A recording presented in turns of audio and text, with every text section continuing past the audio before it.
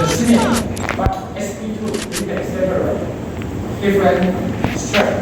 So from this result we know for the metabolite, for the molecule inside the different strength of the potential, that might have different kind of the compound.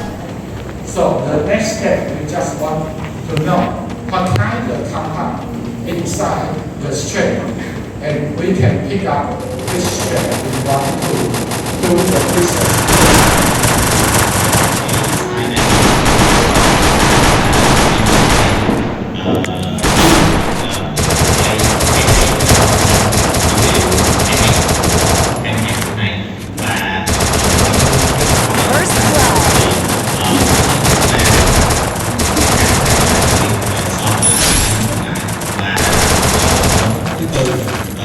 Nhóm thứ tư là nhóm procedural compound là nó tách biệt hoàn toàn và chiếu lên trên cái trục thứ hai thì có vẻ là nhóm số 2 số 3 là nhóm Ina và So we look inside the caloric count from the months. That is the P-net. We can see that this is the concurrent group. Concurrent group has lots of the molecule different from the imine complex. And the imine complex that include the potential imine and potential regular have two species, but they are kind of similar.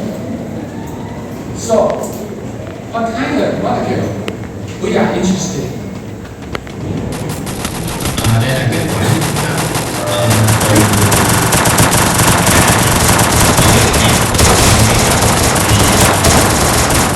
nhóm bên tay phải mọi người thấy là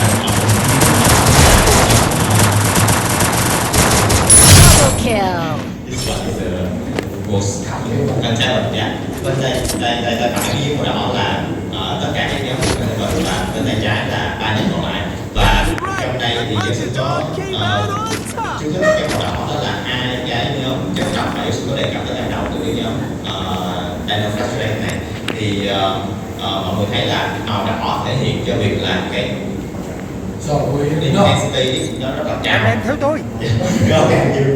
So we know the oxidase is in the PDMA complex. Anh em theo tôi. And the concentric acid is very polypeptides, also in the concentric complex.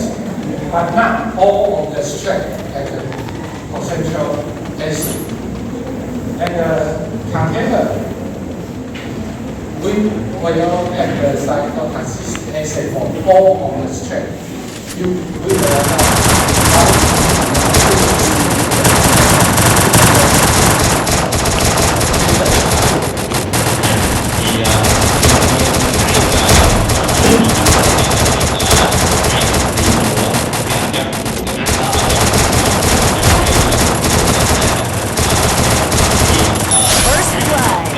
Double kill.